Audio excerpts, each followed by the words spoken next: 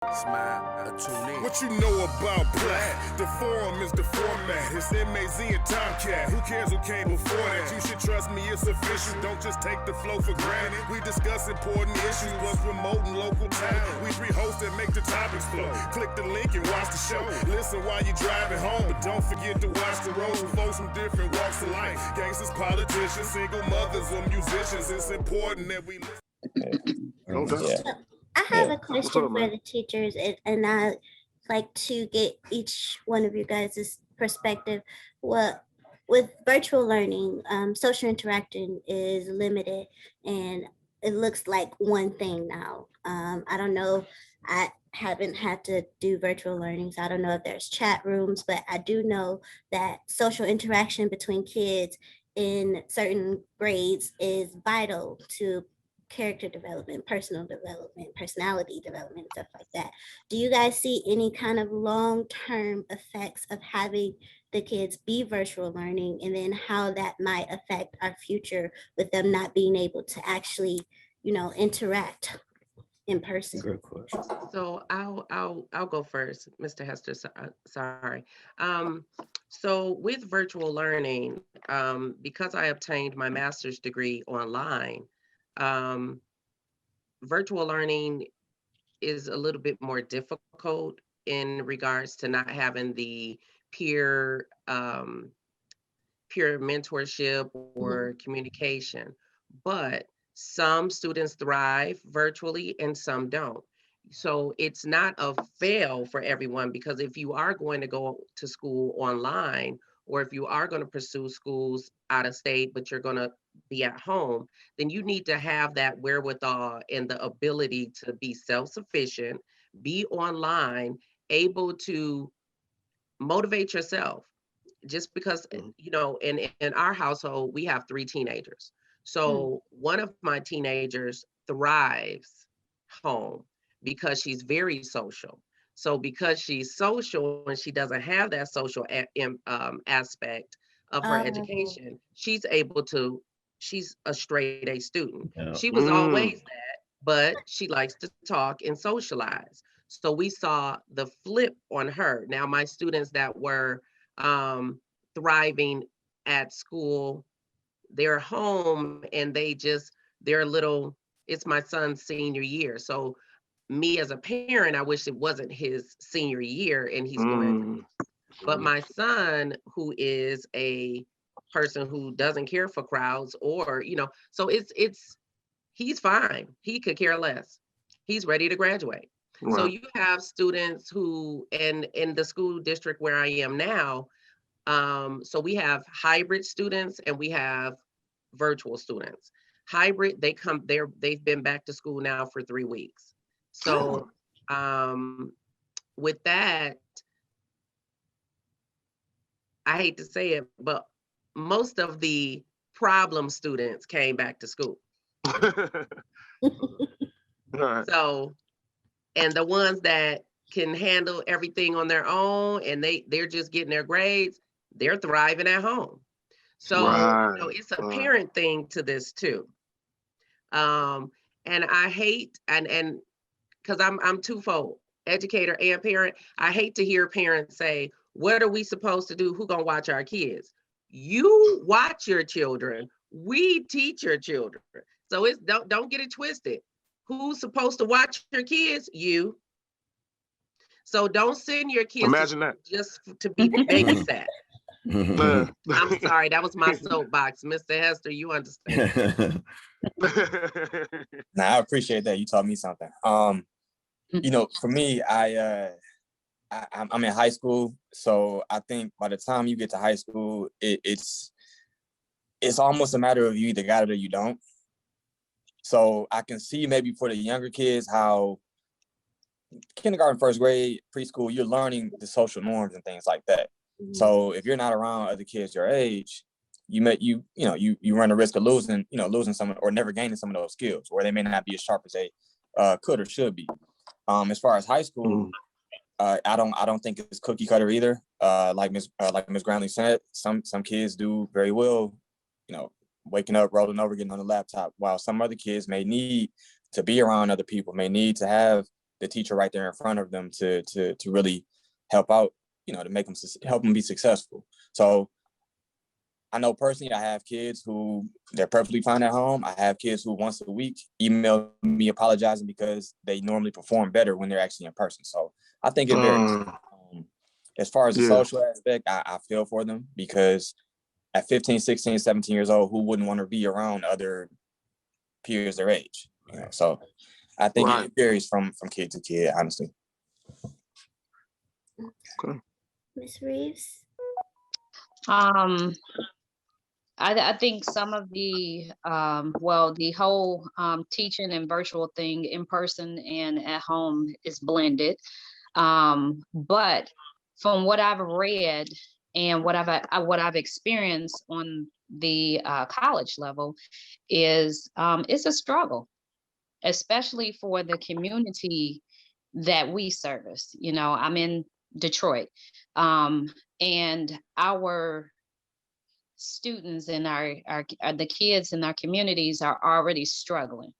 So to put this new thing in front of them, the struggle is even more. So when you ask the question, is it going to be what you think about the long-term effect? It's going to be some long-term effects to this, just in the mental capacity. Even with us as adults, you know, it's still gonna be some long-term effects with us getting back into a regular routine and into life. And just these students, these kids, grown, school age, all of that, they're all struggling. It's gonna be, I mean, not that they're all struggling, because again, some people can learn distance virtually, but majority of our community is going to struggle, and it's going to be a long-term effect to come back and to bounce back from this. I think I've read where some people said we just need to write this year off for most students. And absolutely. I know some tax professionals who can make it happen though. They can write it off. Yeah. It's hard. It's really, really challenging. I don't have any school-age kids right now, but it is very challenging. And it's going to be some effects. Because I said that, like, I know some kids were struggling, you know, and whatnot with this process. But, you know, I said that, like, for kids that are, let's just say that their grades were at a certain grade point average before all of this, and they've dropped. You know, I mean, it's not fair to kind of penalize them for this situation if they couldn't adjust. I mean, how everybody can't adjust the same. You know what I mean? So I don't, you know, I thought that'd be, you know, I mean, yeah, I know we got to do what we got to do, but for those kids that suffered due to this process, should they like fail? You know what I'm saying? Like, it just seems, you know, kind of harsh. I think. Saeed, I just wanted to add to what you just said. Cass Tech is an exam school, so for these incoming 9th graders, so I have 10th grade. Last year, the 10th graders, they had to take a test to get in the cast and everything. These incoming 9th graders, no test. Yeah. If your counselor at your middle school or K-8 school said that you were well and able to handle a cast or a King or a Renaissance, you're in. So you may have some kids that in 7th, 8th grade could bust out a 4.0, but once they get to Cass, King or Renaissance or any other high school, you know, they get slammed and they realize, oh, okay, high school is not middle school. So I get scared of maybe the expectations or standards being lowered for, you know, for a certain age group of kids, because just trying to get them to adjust. So you lower these standards a little bit, and when things get a little bit back to normal, now these not so good habits have been developed. So when you are they in the middle of a situation they can't control. Exactly. Now, when you're expected to perform in a certain way prior to pandemic, now it's a struggle to bounce back. That's my fear. Man, it's a slippery slope, man. It is. Miss Kittrell, am I saying your name right? Miss Janell? Yeah, Kittrell. Kittrell, so I apologize. I wanted to kind of tailor-made the same question, but to you, because you said that you teach real estate, but I want to kind of format it to your specific teaching abilities. Like, I know for my experience in politics and teaching adults how to use different apps on the phone and how to do things on the computer. It takes a lot of patience, as much patience as Ms. Reeves, Mr. Hester, Ms. Grantling. I'm sure they know that they have to have patience with dealing with these kids, but adults takes a special kind of patience. How has teaching for you been virtual? Well, I actually don't teach as far as teaching. Well, I do some mentoring with a lot of real estate agents, and a couple of them feel like they're going to go back to work right now, because not only that the market is the turnover in a regular market is 6 months. Right now, the turnover in the real estate market as far as property goes is only 1 month. So the inventory is very low. To one house, it could be 30 offers. So that's 30 different people trying to get one property, because that's the only property that's up to par, to their standards and things like that. But like I said, a lot of people is going back to work.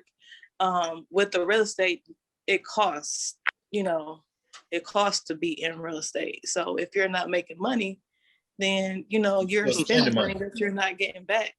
And not getting deals. It's just, it's hard, especially on, newer real estate agent, even though I'm newer, but I'm making money. So I'm so what do you think is a good time? Is now a good time to invest in? Did COVID shake things loose so that people could actually invest right now? What do you think about that? I'm actually investing myself. No, COVID did not shake things loose for people to. I mean, it all depends. If it shook some money loose, then you can invest. But like I said, the market is so dire. We need properties. We need commercial buildings up to par, up to standards. A lot of them is not. They one property they put on the market, it didn't even have a back wall, and they trying to sell it for $30,000. So yeah, the back. Having a back wall is asking a lot these days. Yeah, so it's it all depends on if you know the business, if you know how to work around the business, if you got the money to get into the business. Yeah. So I think maybe next year, we all thought this year would be a good year to start investing, but a lot of analysts and research markets say that next year could be the better year because of all of the houses is overvalued. It's not overvalued, but they have property value. So they can live off their equity and things like that. So houses are not going into foreclosure or anything like that right now. So we'll see that next year, when all the forbearances is over, all the rental holds, the evictions and things like that is over. We'll see, we might see some different outcome next year, but right now it's saturated with buyers, but not properties. More money than property to buy. Right. So it's a seller's market. Wow. So if y'all got some properties y'all want to sell, let me know. Because I can get you top dollar. I actually want to see you because you know what I'm saying, your financial talk, you seem like a financial whiz. My last mentor, Ivan, he's selfish. I need to see if you can mentor me because I want to be rich, and I should have been rich by now. He should have got me rich by now. It didn't work out. So can you mentor me personally? Because I'm trying to be rich as soon as possible. Oh yeah. We could work some things out. No, y'all can't, because it take a bank account to do that. it takes a bank account to do that.